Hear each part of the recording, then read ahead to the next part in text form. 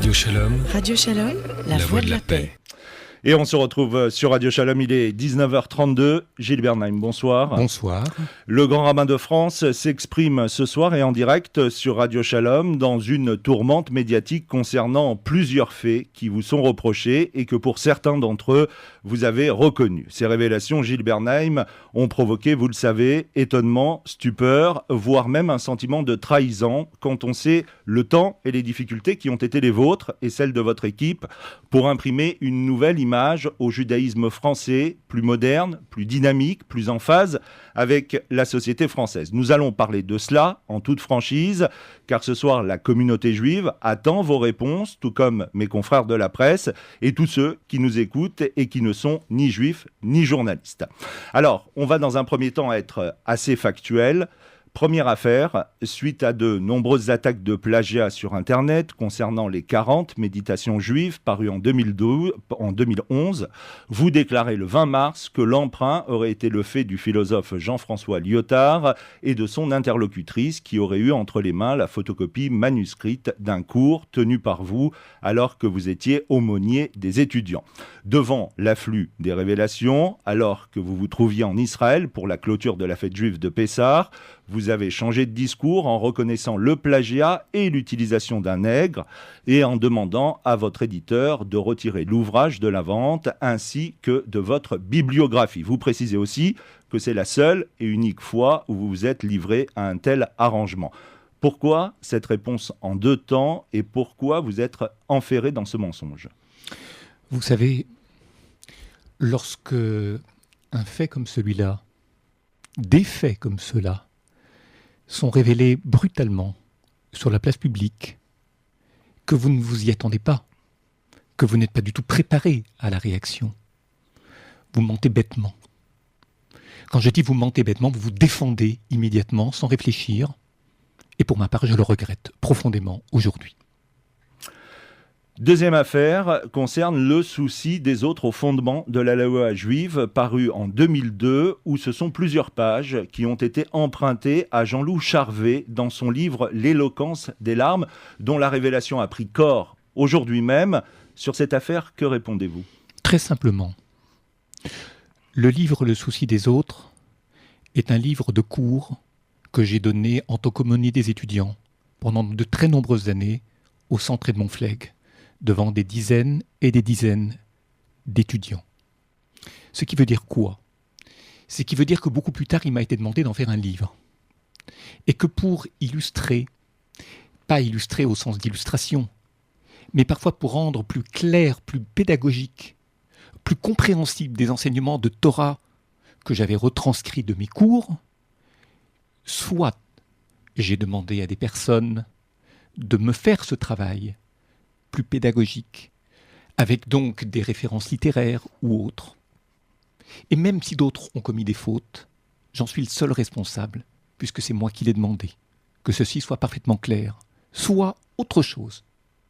Et cela a pu arriver à X reprises, lorsque je préparais des cours, durant toutes ces années, c'est-à-dire depuis le début des années 80, où j'ai enseigné au centre Edmond Flegg.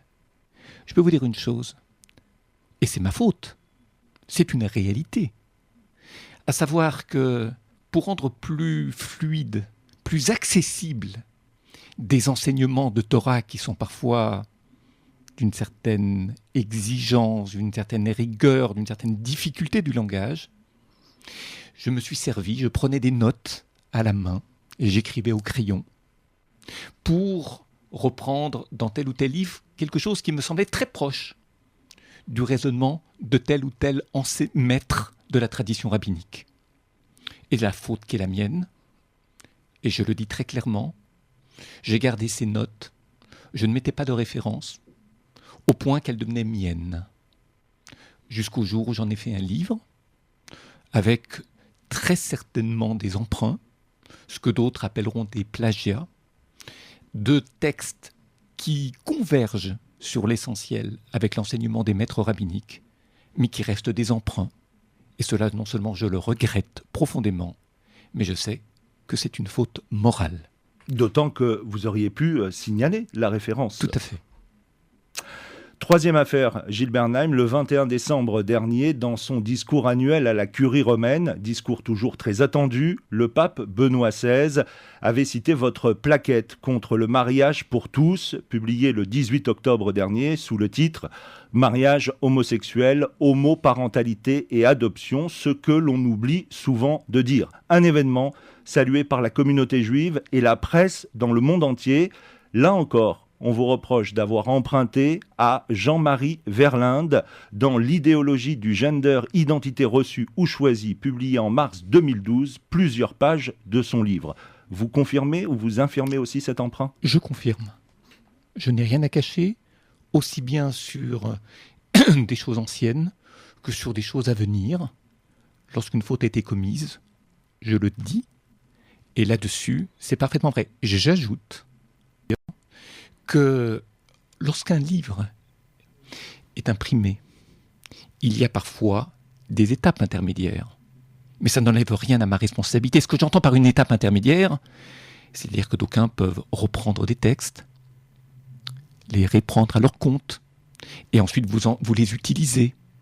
Il m'est arrivé, enseignant au Centre Edmond Flegg, laissant des gens enregistrer, de retrouver des lignes ou des pages dans d'autres livres, parfois en général légèrement remaniés. Et puis je vais vous dire une chose, si vous imprimez une page telle qu'elle, c'est complètement imbécile. Quelqu'un qui est vraiment pervers et qui veut se servir du travail des autres, il n'imprime pas les choses telles quelles, il les réécrit à sa façon pour s'en inspirer. Ce qui montre bien que ma démarche était soit suicidaire, soit parsemée d'un certain nombre d'erreurs liées à la confiance que l'on peut donner ou accorder à tel ou tel qui se sert de texte et qui ne vous donne ni la référence ni les guillemets. Et en toute situation, j'assume et je suis pleinement responsable. Et entre les deux, entre l'attitude suicidaire et la confiance mal donnée, vous choisissez quoi ? Je choisis d'abord la deuxième solution, non pas parce qu'elle m'arrange, mais parce qu'elle est réelle, et aussi des textes en d'autres circonstances qu'il m'est arrivé de reprendre dans les conditions que j'ai évoquées tout à l'heure, à savoir que pour construire quelque chose, je me suis servi de textes anciens sans mettre moi-même la référence sur mes notes jusqu'à faire comme si elle m'appartenait.